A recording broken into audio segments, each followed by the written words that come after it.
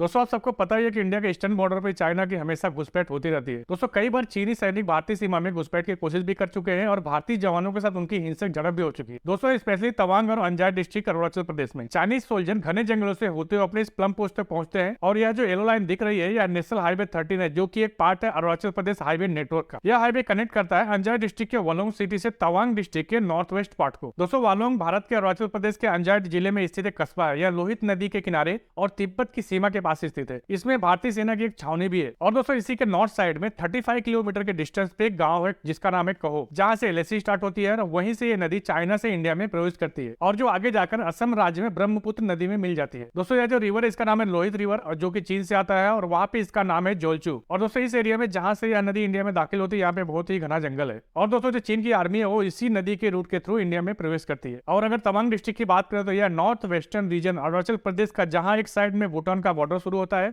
उसी से लगता हुआ चीन तिब्बत का बॉर्डर भी शुरू होता है। और दोस्तों यहाँ पे भी चाइनीज आर्मी की काफी सारी एक्टिविटीज होती रहती है। दोस्तों आप सब लोगों को तो पता है 1962 में जो वॉर हुआ था इंडिया और चाइना का, वो दो फ्रंट पे लड़ा गया था, एक था लद्दाख और दूसरा था अरुणाचल प्रदेश। और अगर बात करें अरुणाचल प्रदेश की तो अरुणाचल प्रदेश में बालोंग और तवांग डिस्ट्रिक्ट में इंडियन आर्मी ने बहुत कम संसाधन होने के बावजूद चाइनीज आर्मी को बहुत पीछे धकेल दिया था। और जब दलाई लामा 31 मार्च 1959 को इंडिया में एंटर किए थे तो तिब्बत से भागकर वो इसी तवांग वैली से इंडिया में आए थे। दोस्तों तवांग रीजन एक मेन रणनीति प्रोवाइड करता है चाइना को ब्रह्मपुत्र वैली और जो नॉर्थ ईस्टर्न प्रदेश है उन तक आसानी से पहुंच बनाने के लिए। अगर इस चाइनीज मैप को देखेंगे तो चीन का तो पूरा अरुणाचल प्रदेश साउथ तिब्बत का ही भाग है। दोस्तों लासा जो है वो तिब्बत का कैपिटल है और लासा और तवांग के बीच एक हिस्टोरिकल रिश्ता है। तो अब वापस अपने उसी क्वेश्चन पर लौटते हैं कि तवांग चाइना के लिए इतना महत्वपूर्ण क्यों है। दोस्तों इसके चार मुख्य कारण हैं। Number 1 historical reason, number 2 authenticity of people, number 3 geographical reason, number 4 है security reason for China main line, number 1 historical reason. दोस्तों बुद्ध धर्म का एक जो बड़ा मठ है वो लासा में है और दूसरा है तवांग में। और इसी तवांग के मठ में 6वें दलाई लामा, जिनका नाम था कॉन्ग यांग ग्यामको, इनका जन्म हुआ था 1 मार्च 1983 को। और तिब्बत ऑलरेडी चीन के कंट्रोल में है और इसीलिए चीन चाहता है कि अरुणाचल प्रदेश भी उसके कंट्रोल में आ जाए। Number 2 authenticity of people. दोस्तों जो भी लोग अरुणाचल प्रदेश के ऊपरी रीजन में रहते हैं तवांग को लेकर, जिनमें 3 जनजाति टैगिंग ट्राइब, न्यासी ट्राइब और गालो ट्राइब, इनमें से काफी सारे लोग तिब्बत से रिलेट करते हैं और मंगोलाई समाज के वंशज है। और दोस्तों इतना ही ड्रेसेस भी कुछ वैसे ही पहनते हैं और कुछ जगहों पर ये लोग तिब्बत से आकर यहाँ बस गए और इसीलिए चीन हमें बार बार धमकाता रहता है कि अरुणाचल प्रदेश तिब्बत का ही पार्ट है। चीन का मानना है कि अरुणाचल प्रदेश में तिब्बत के ही लोग रहते हैं। दोस्तों चाइना डरता है कि इंडिया इस डेमोग्राफी का लाभ उठा सकता है दलाई लामा के साथ मिलकर। तिब्बत का जो भाग चाइना के कंट्रोल में आता है वहां की पॉपुलेशन को भड़का सकता है चाइना के खिलाफ। Number 3 geographical reason. दोस्तों जैसा कि इस मैप को देख रहे हैं अरुणाचल तिब्बत के इस पूरे पूर्वी भाग को सिक्योरिटी प्रोवाइड करता है और अगर तवांग चीन के कंट्रोल में आता है तो इस कंडीशन में चाइना भूटान को पूरे पूरब और पश्चिम साइड से घेर लेगा। चीन भूटान के पश्चिम साइड में एक हाईवे बना रहा है जिसका नाम है G204, जो कि कनेक्ट करेगा चाइना के नेशनल हाईवे G318 को। इतना ही नहीं, यह हाईवे डोकलाम पठार से गुजरते हुए बटांगला के पास से स्थित भारत चीन सीमा के स्थित निकटतम गांव को भी कनेक्ट करेगा। और डोकलाम 1961 से भूटान के नक्शे में भूटान के हिस्से के रूप में दर्शाया गया है, लेकिन यह चीन द्वारा भी दावा किया जाता रहा है। दोस्तों भूटान और चीन के बीच कई दौर की सीमा वार्ता के बावजूद विवाद का समाधान नहीं हो सका और यह क्षेत्र तीनों देशों के लिए बहुत ही सामरिक महत्व रखता है। दोस्तों डोकलाम पर भारत अब कभी अपना दावा तो नहीं करता, हाँ, लेकिन तिब्बत के दावे का समर्थन जरूर करता है। आप सबको याद ही होगा जून 2017 की वो घटना, जब चाइनीज इस क्षेत्र में सड़क बनाने की कोशिश कर रहे थे और भारतीय सैनिकों ने अपने भूटानी समकक्षों की सहायता से इस पर आपत्ति जताई,